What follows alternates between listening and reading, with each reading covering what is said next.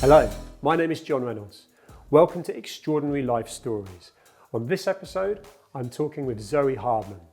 Zoe is well known for her career in TV and broadcasting. She's currently a weekend presenter on Heart. She's the co-founder of Made by Mamas, with a popular award-winning podcast of the same name. Zoe juggles being a mother, wife, and a multitasking entrepreneur. So I'm interested to know how she fits everything into her day. And now she's helping other busy parents to have more flexibility with her new recruitment venture. I'm really looking forward to talking with Zoe. So let's get into it. Zoe, thank you so much for joining me. Thank you for having me. I've been looking forward to this. I have been feeling quite nervous today. I love that. I want to open that up because Okay. you're the pro. You do this all the time. But tell me, who is Zoe Hardman? It's such a great question, and I know that this is the question, so I feel like I have to get it right. So I've been thinking about it a lot. Yeah, exactly. That's the end. So I mean, first and foremost, I'm a mother, and that has been the best thing that I have ever done in my life, as cheesy as that sounds, but genuinely the making of me. I am a wife to Doz Lad, which I love, and a TV and radio broadcaster, a podcaster. But really, I think fundamentally, I am just a person who is looking for connection, who loves humans, who feels that I was almost put here to do the soul jumping and to understand the way that people work. Interviewing people and talking to people is everything to me. It sets me on fire deep, deep down inside. I'm also trying to find the pockets of joy in the sort of drudgery of day-to-day life. I love music, I love dancing, I love Ibiza, and I love being with my family. I'm a person that has to have that energy around me. Awesome. It goes back to connection. We can cut now. That was amazing. I love that. And actually, there's so much positive radiating from you. Take me back to a young Zoe. Who were the early influences? What were the early influences that ultimately shaped your career? I mean, it has to be the way that my mum was growing up. Now, I've spoken about this before, that she's not the maternal mother. So she wasn't the mum to kind of, you know, make sure that the packed lunches were always in the bag or to make sure that we were on time for everything. She was very much doing her own thing, creating her own path, and we came along for the ride, which was exciting, but also maybe potentially I craved a bit more of that sort of deep maternal love. She was always a friend, but not necessarily a mother. So the lines were blurred quite a lot there. But really, she is the person that gave me the ability to go out there and get it, because she's so exciting. She's carved out such an amazing life. She was a model, a presenter. She's traveled the world. She was like cabin crew. She just kind of put the shoes on me and said, right, go get it. So she definitely encouraged me to follow the career path that I very much chose. But you ultimately almost were shaped by that, rather than being a good teacher sort of shows how to do it and then you follow if you want to. Yeah. Feels like you were almost hanging on to her coattails. Yeah. Like being influenced by it without her doing it for you. Oh, she never did it for me. Yeah, I can tell. Never did it for me. Yeah. And it wasn't me trying. I guess in a way I was probably trying to be like her, because I looked up to her because she was really glamorous and really fun and the first one to get up on the dance floor at a party. And she's definitely like... The life and soul. She's the life and soul. Which you are. Which I am, hopefully. No, 100%. You feel that. And you can't actually teach that by doing it for them. You've got to want to do it. It obviously comes naturally, which is a huge part of what you've used through your career, right? Because it's natural, authentic desire to want to be curious. You can feel it. So what about the journey into ultimately the kind of the media? Did you know that was a skill of yours and something you wanted to connect with people, or did that kind of sort of happen by different routes, trying different things and by default? So I was so set on doing what I'm doing today that I left college at 18. My mum and dad said to me, you should go to drama school in London. I'd done 2 years up in Cambridge, but I was like, do you know what? It's a waste of time for me. I'm just going to move to London. I am going to carve my own path. So moved to London at 18, got a job on the reception of a TV production company. And every single person that walked in, I was like, hi, how are you? I want to be a TV presenter. And they were like, I've just come from my 11 o'clock meeting. Could you just let the person know? So I was about to get fired about 20 times because they were literally like, you are the receptionist. I love that. In your head, you were manifesting something totally different. I love that. Straight away. And then somebody who was very important in my life, another presenter, Brendan Courtney, came in, who was a TV presenter and a producer, and he had a production company. And he was like, you're really interesting. You should be a presenter. And I said, well, funny, actually. And he said, right, you need to get a show reel. I'll help you do it. So I was 20 years old, got my show reel together, and then I decided, had a bit of a wobble and thought I was a bit too young to start the journey. Went away traveling, went around the world for a year by myself with my rucksack. Wow. It was an amazing experience. Came back, and I just got back from Mexico, and my mum rang me and she said, can you take the day off tomorrow from work? And I was like, I think I'm about to get sacked again anyway, so probably yes. And she said, Channel 4 are holding these auditions for this new show called Playing It Straight. And they're looking for the girl picker. And I said, I'm not going on a scripted reality. I'm not going on a reality show. She was like, this seems different. You should just go to the auditions. So I rang them up and said, hi, I'm Zoe. Have you got space to see me tomorrow? And they said, we've already chosen our girl, but if you come in at 10 o'clock in the morning and wait in the reception, someone will either come down to get you or they'll leave you waiting. So I was like, sure, okay, I think that's an audition. So I went to this, actually I went to Channel 4, waited down there, waited for 45 minutes, was about to leave. And as I was leaving, someone from the production team came down to grab me and said, hold on. We're actually not that happy with the girl that we've chosen. Do you want to come and do something to camera? And I was like, yes, I do. Went up, did my audition, left the building, the phone rang, and it was them. And they said, get yourself down to this production company, meet the whole team. 3 days later, I got the call and I flew to Mexico, back to Mexico to film Playing It Straight. So it was always in the stars, but I definitely had that determination, always had it. Yeah, because someone with a different mindset, there was no guarantee at all that was going to come off, right? And, No. and someone might have waited half an hour, 10 minutes, or not being prepared to wait. No. To go for more certainty. Whereas you know, again, that whole manifesting and putting yourself in a position where you might get the chance. Because I was going to ask you, one, that kind of almost like, was there a lucky break? Which actually that's a bad terminology because you make your own luck. You do. And then also, like, what do you need to do to make it in such a competitive and tough industry? And you kind of answered it right there. Just put yourself in the right place, right time. But the having the armour and having thick skin is something that I still haven't mastered. And actually, when I have conversations with people about it, you know, what does it take? You know, how do you have the longevity? That side of it, because I'm so sensitive and I really feel things, that side of it still hurts me. Whereas a lot of people can pick themselves off and, oh, you didn't get this job. That still crushes me. And I always give myself 24 hours to feel, no, devastated. And then I know I have to go again. It has got better as I've got older, but in the early stages when I wasn't getting the auditions and stuff, it would really be painful. Yeah, because a lot of people, and you'll know more than me, how long some of these people, aspiring actresses, presenters, broadcasters, they'll stick it out for a certain amount of time and then they will go and get a sensible job in context of potentially what they tell themselves. What you tell yourself is so important. Yes. And it feels like you've got an amazing natural confidence. You know, when you're broadcasting live, you know, when you're on TV, there's something in you that tells you, I believe in myself. Have you had to work on that? Or is there a certain amount of that came naturally to you and then you've just flourished and then got confidence with experience? Have you ever felt like you've walked in somewhere and done something and felt like you belong there? This was your home. Have you ever? This. So same for me.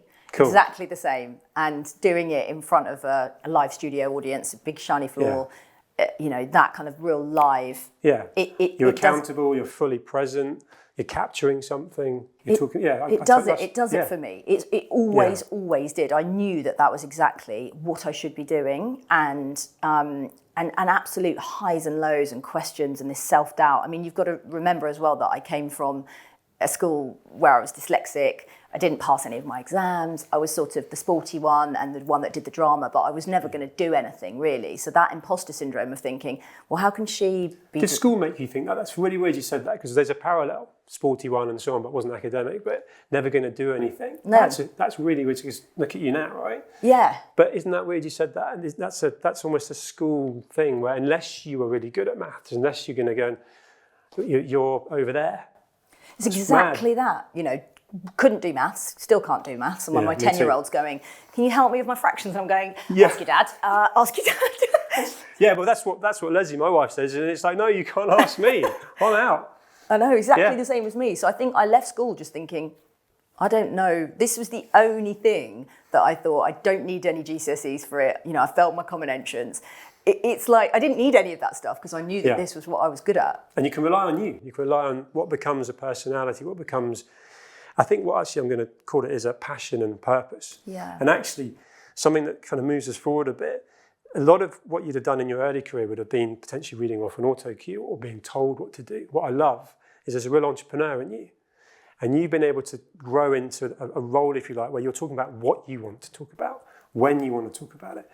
When did that start to happen? Such a good question. Well, it's that whole, you're not just doing something you loved and being personal and using your personality. Now you can actually really mean what you're saying, who you're talking to, and the message, the whole thing you're putting out there. I am ultimately now completely in control of my destiny. For the first time. In my 20s, I was told, yes, that's the job for you, or no, that's not the job for you by a TV exec. Sure. And it would pain me because I'd be like a racehorse trying to get out of the stands, and they go, you need to wait. You need to wait for the next race. And I'd be like, yeah, but I'm ready for this one. I'm ready for this one. And why stifle that enthusiasm as well, right? God. Imagine Zoe then. But no, someone's crazy. Or someone's deciding that somebody's better than me. It wasn't my own, it wasn't my own voice. So I think the pivot was at 30 when I lost my job at ITV and I lost my dad. And that happened in the space of 3 months, got sacked, lost my absolute world. And suddenly I thought, I had nothing at that point in my head. I hadn't met my husband. I didn't have a job. I was trying to help my mum. And I thought, I don't know what I'm doing here. It was at that point that I thought, I cannot just be, or I can't only be a presenter. I have to start tapping into my other skill set. That's smart though. It's smart that you thought about the whole multiple income stream and how do I but I didn't really know what that was because I hadn't really had that encouraged or nurtured at school. And actually becoming a mother was the thing that pivoted me away from, doing TV. I suddenly, weren't you a TV presenter? And suddenly I was going, I still am, but I'm actually a mum and a podcaster and creating Made by Mummers and this platform, which is so much more than just the conversations that we have on the podcast.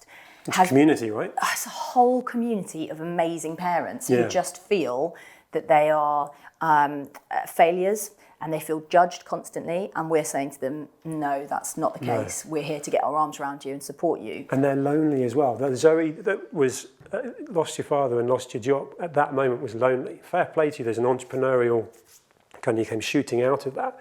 But then to form a community and then realise you weren't alone, that must have felt almost really empowering as well as fulfilling. It was like therapy for us as well, getting into the studio and talking about the night feeds and, the nappy changes that went wrong and the fact that Luna didn't have any teeth and all this kind of stuff. People were going, my daughter doesn't have any teeth either and she's 14 months old. And I was thinking, thank God for that. Yeah. You get that, you don't get that if you're cut off and not, you might not be someone that's on social media, might not want to be. You might not be someone that is meeting people in the coffee shop or part of a sociable work scenario. So where did you then have that connection? And you provided that. And we met in a coffee shop, me and Georgia, my partner at Made by Mummers. So it was like the universe just aligned us to come together in that moment. And I think we both feel there is nobody now that can take away our power in terms of there's not going to be one person that says to me, sorry, you're not going to sit down and do that interview with that person. I get to decide that. And I really think that is the most wonderfully empowering brilliant thing that for me personally in my own career has happened to me because I'm in control of it. Yeah, and actually I'm going to keep on that thread. I always ask everybody I speak to what their definition of success is.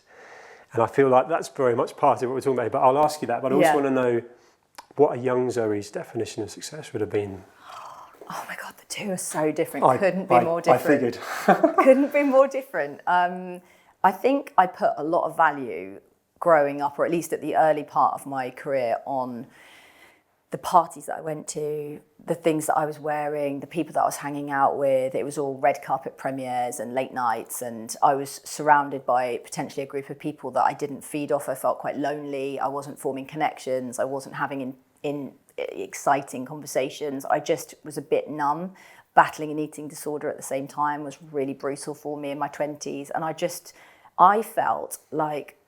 I felt very, very isolated in a very busy world. Does that make sense? 100%. Yeah. It comes back to loneliness again, actually. It's you've created your tribe and you've rippled that out now. But at times in your life, clearly, which is interesting because then your North Star, your kind of definition of success is shiny things. It's being in the right place. It's all governed by FOMO and fear. Yeah. Which is not right. It's not real. Whereas looking at you now, I'm feeling the vibe off you now. It's contentment without being arrogant I've found something that you can't wait for your next podcast. You can't wait for the next meeting with the people that are all part of that community. It's exactly you can feel that. It's exactly that. And it's also much, much more simple. I don't know if you find this, but it's sitting in the garden, listening to nature, going on a bike, cycling my kids into school every single morning, them navigating the roads at 6 and 7, kind of having a walk with a friend and having that real moment where she's sharing or he's sharing and we're in that moment together where I'm healing and them and they're healing me. It's so beautiful in its really purest form. So it's not the shiny stuff anymore. I literally could not care less about any of that. No, apart from Ibiza. But that's not shiny. That's not shiny. That's an experience. No, I was winding you up. It's definitely not shiny. Don't insult my Ibiza. No. And I think that's the thing, isn't it? It's experiences. It's who you share those experiences with. And it's being able to do that when you want, with whom you want. Whereas I know from my own point of view that whether it was posters on the wall of cars and shiny things as a youngster to then like this, and knowing my kids can watch this and learn from someone like you that's got lived experience to pass on. That's so much more. So much more. And that's what I want for my kids. I had to fill out my daughter's form to go to her new school. And the first question was, what do you want her to get out of her experience here? Or the person that you want her to become? And I suddenly thought, wow, that's such a big question. But ultimately, I just want her to be an amazing human being who's kind and caring and have compassion. Above oh, look, can you use that Bunsen burner? Yeah, so just couldn't really care less. Education system, and look, there's a lot in this. So you mentioned dyslexic at school, how you were made to feel at school. I'm going to bring up the absolute tragedy of Caroline Flack taking her own life, and you're a good friend of hers, and that whole, how that left you feeling. Where I'm going with this whole thing is how have you prioritised your own mental health through all this, and the fact that right now you've got that maturity to be able to do this at certain times in your life. What have you done that's got you through some of the tougher times, apart from just dragging yourself through it? Are there things you've done? Have you had therapy? Have you? Have you? Okay, and also I can tell you keep fit. Yeah. So that's important to me as well. I know that helps me mentally. And you mentioned you were sporty at school. I'm throwing a lot at you here. But they all go together, right? It feels like you've looked after yourself, even when potentially you've been lonely and so on. You've pulled yourself through. Are there certain things that really work for you? Part of your routine? Can you share them? Yeah. So first of all, fitness is absolutely key for me. And that is, going for a run or doing some yoga. I love Pilates. I love HIIT training, weight training. I have to try and do something 4 or 5 times a week. I have to be outside. I say that a lot on the podcast as well. People are messaging in saying, mums that haven't been outside for days, they can't get the baby out in the pram. And I'm like, just put the baby in the pram and go for a walk. So being outside and being in nature really resets me. And then therapy. I mean, I've had therapy at various different points throughout my life, and I'm in therapy at the moment, couples therapy.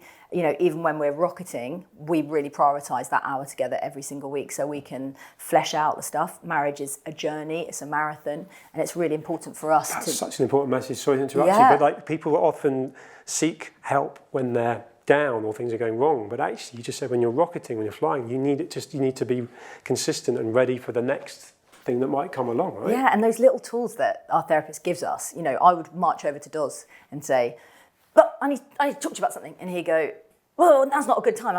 We'd fly off the handle, I'd storm out, and now I have to go over and say, "Is this a good time?" And he says, "Yeah, it's a good time," or "No, it's not a good time, give me half an hour." I would never have been able to have, our relationship is so much better, infinitely better since doing it. But also my mental health is, I'm definitely up and down, highs and lows. Going through early menopause was massive for me, huge.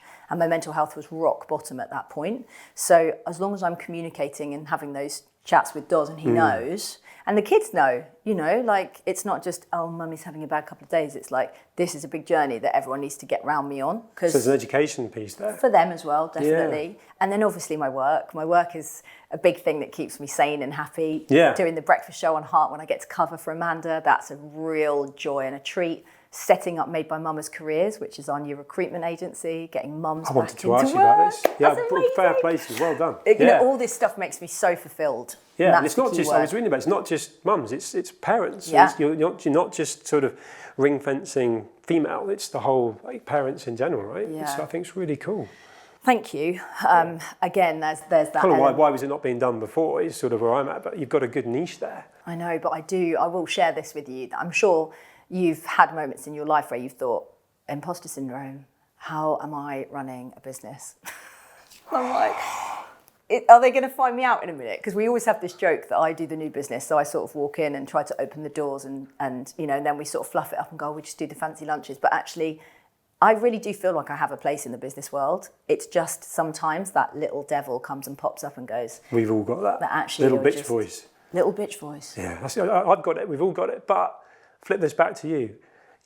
You talk about business. How many people could go on live TV, live radio, and absolutely own it, and then have other different things going on, let alone being an entrepreneur? Mm-hmm. And then the other thing, and you know this, but anyone is you don't have to be. You can have the ideas. You can bring smart people in around you to be able to implement it. And you've got an amazing. I use that word again, tribe. Yeah.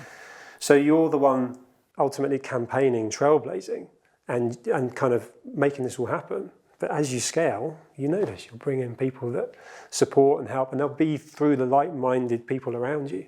So that imposter syndrome can Still do one, right? Still working on it. Thank you for saying that. 100%. Still working on it. Yeah. Still working on it. And I think I'd be an egomaniac if I walked into every scenario and was like, I've got this. Yeah. I've got this. There are certain things that I do struggle with, definitely. But like you said, as long as I've got my tribe around me, and actually, interestingly, my tribe are just like me.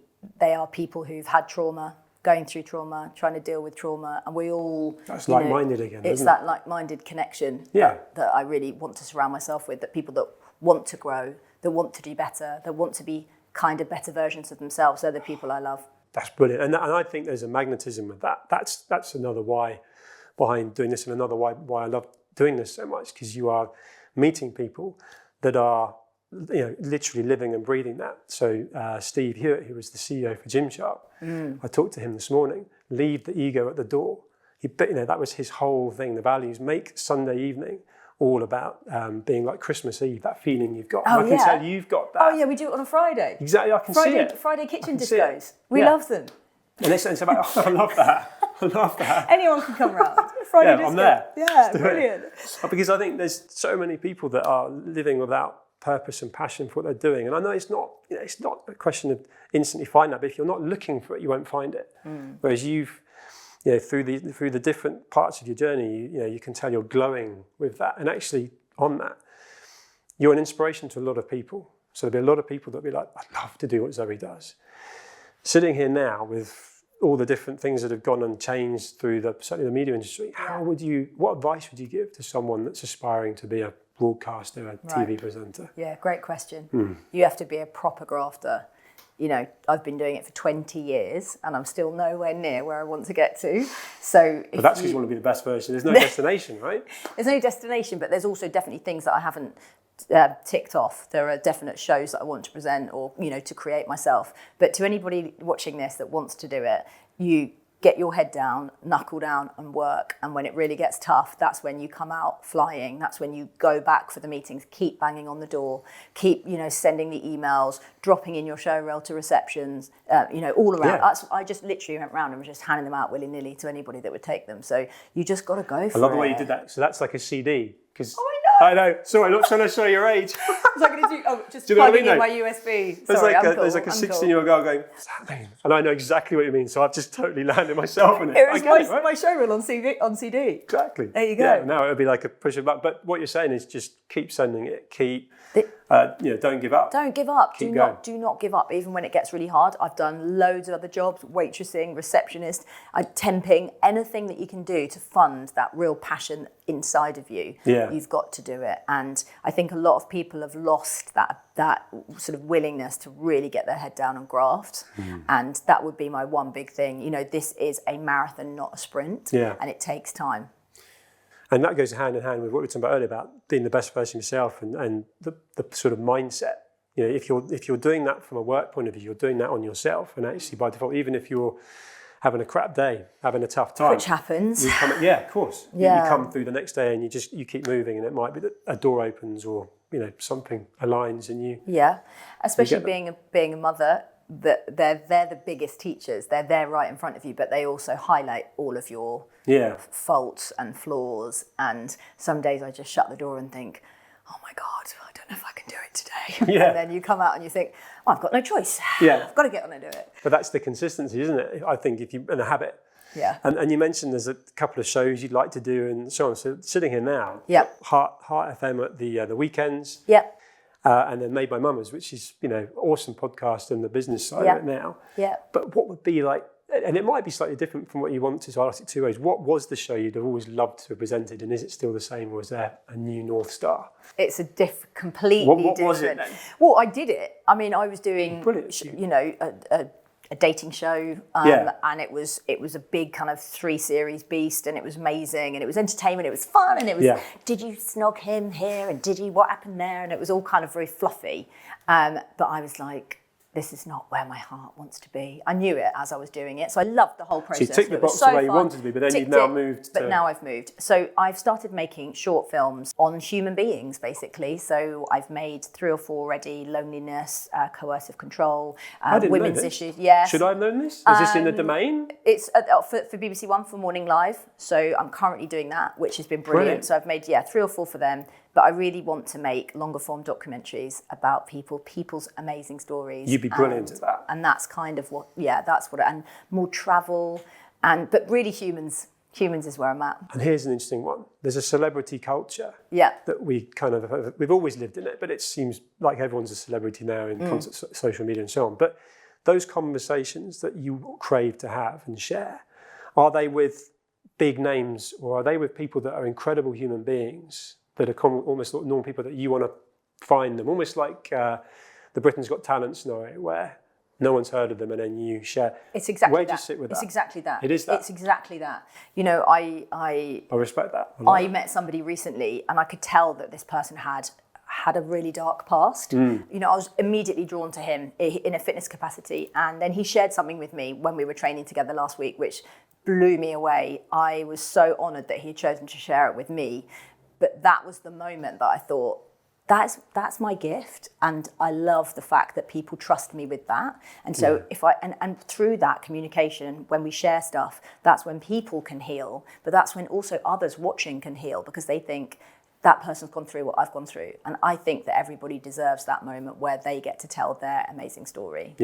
Yeah, and you just said you were flattered that someone made time for you. I'm flattered you've made time for me today. I really mean that, because I know how busy you are. I've loved it. I've loved it, and I would love to keep talking, but we run out of time. So thank you so much. Thank you so much for having me. Thank you.